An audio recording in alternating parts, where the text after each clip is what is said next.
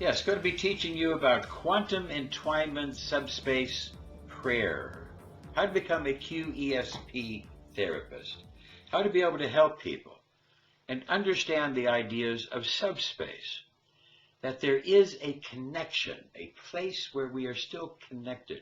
We now know in science that quantum entwinement, quantum entanglement, is a basic principle of science that everybody has accepted. At one level, there still is a communication that's established. Now, I was able to see this many, many years ago and started to find out the research that I was doing. And we found that there was a connectivity, a collective unconsciousness, a God principle. And so we started with some of the great ideas. I worked with Hans Selye, Albert St. Georgi, Nobel Prize winner, and basically started with some of the basic ideas of life, some of the things that Feynman and Tesla and Einstein and even the Dalai Lama, ideas of connection, synchronicity, ideas of spooky action at a distance.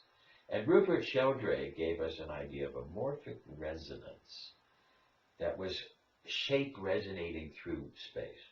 Now, I worked on the Apollo project way back in 1969, 71.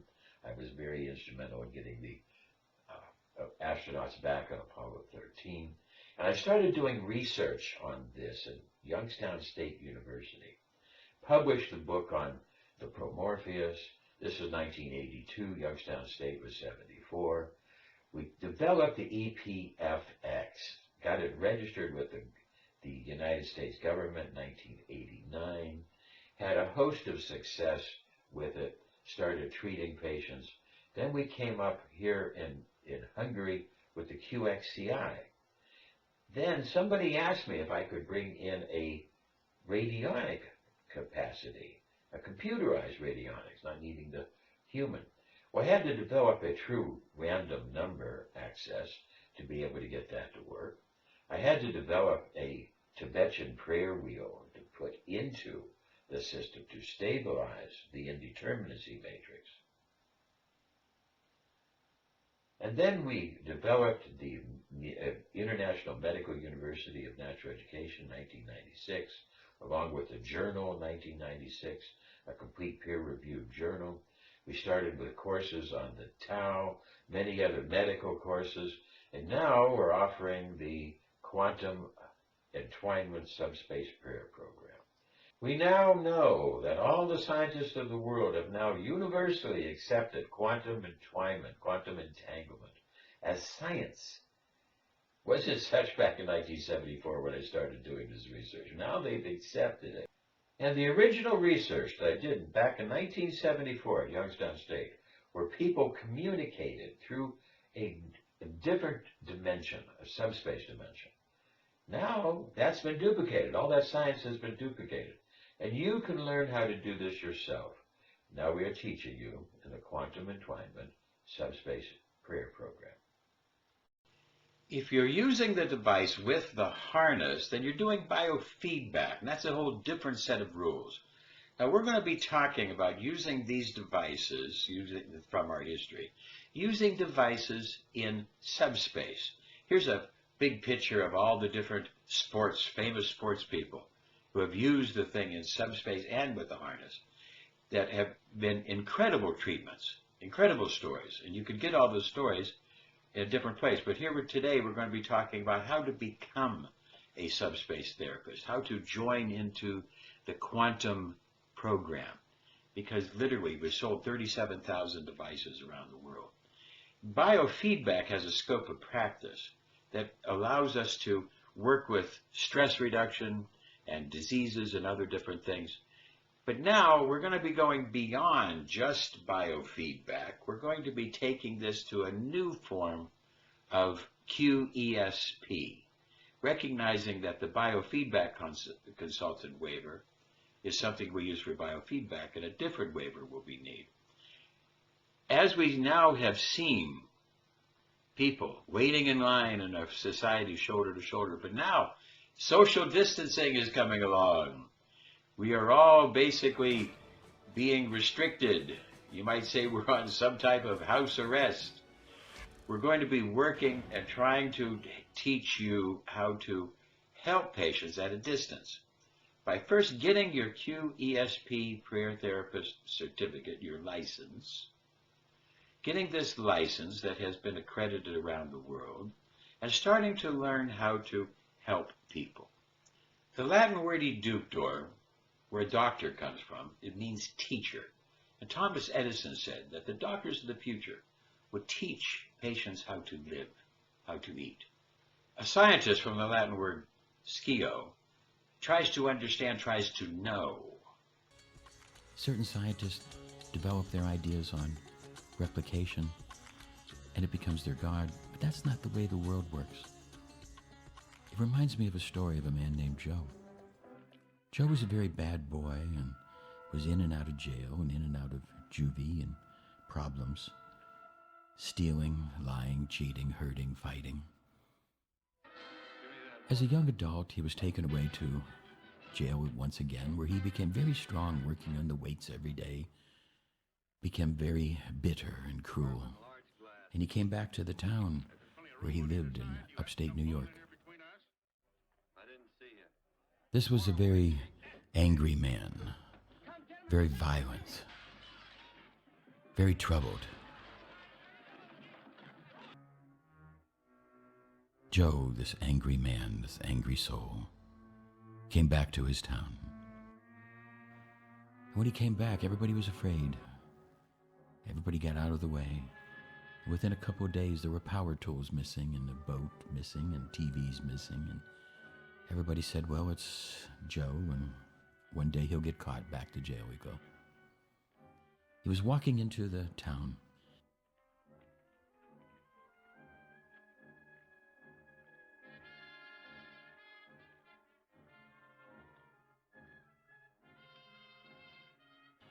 And there was Mary.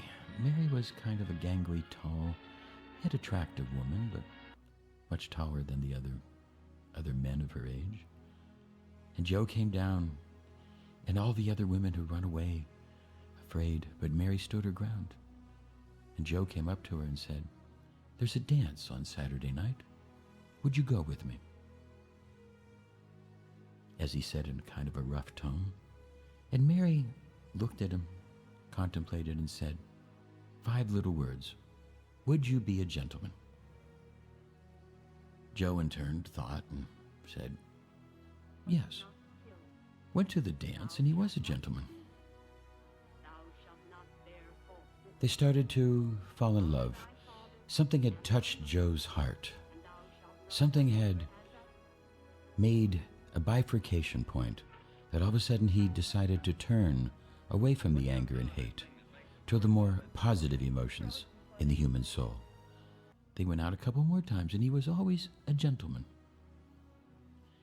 Then what happened was the power tools were returned, and the boat and TV, and Joe worked to help people rebuild the fence and fix the roof and help people around, and people gave him some minor amounts of money, and he fell in love with Mary. They got married, had children, and later became the president of the Board of Education. Now here was a man that changed his whole life because of 5 words. Would you be a gentleman?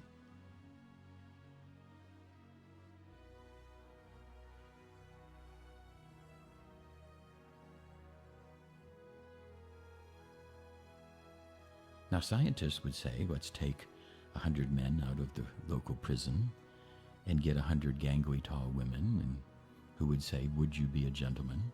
And they would soon test this and find out that it doesn't work statistically. Thereby they would poo-poo the whole idea and say it doesn't work. But that's not the way life is.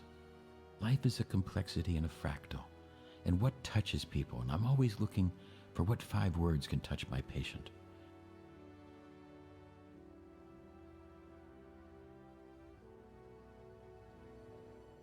Oh, it's a religion. Belief.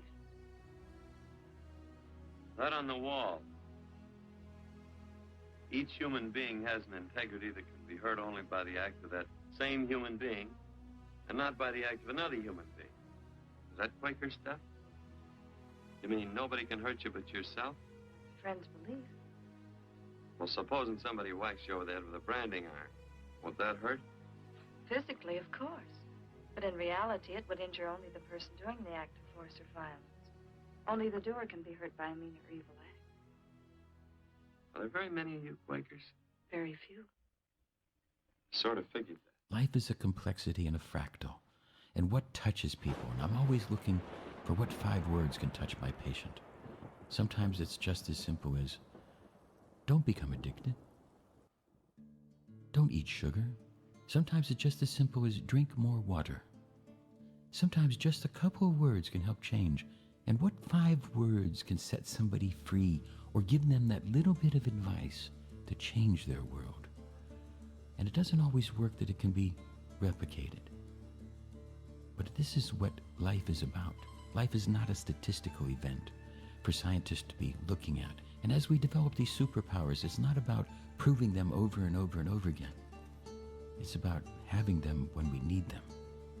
It's about developing the mind, not for performance sake, but for self-growth sake. As we start to increase the super learning, to help ourselves, help others, help the planet, and help the cosmos, help the whole.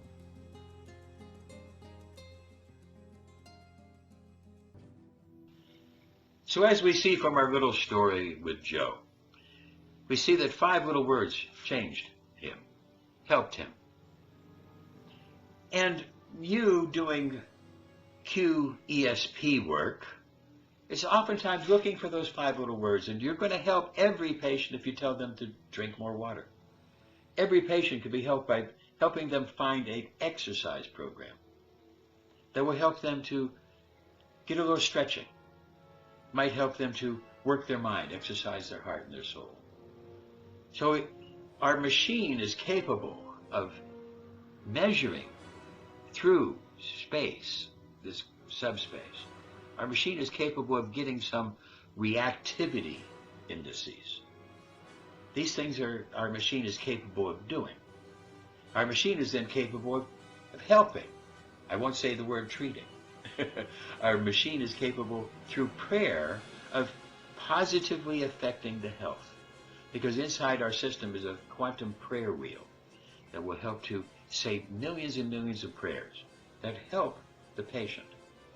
But then your voice, your demeanor, your confidence, learning how to work with the patient, learning how to do the proper interview, subspace interview, as you get online.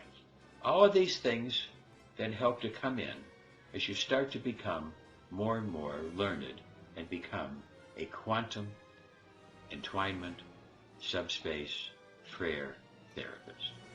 So I've done a little bit of an introduction.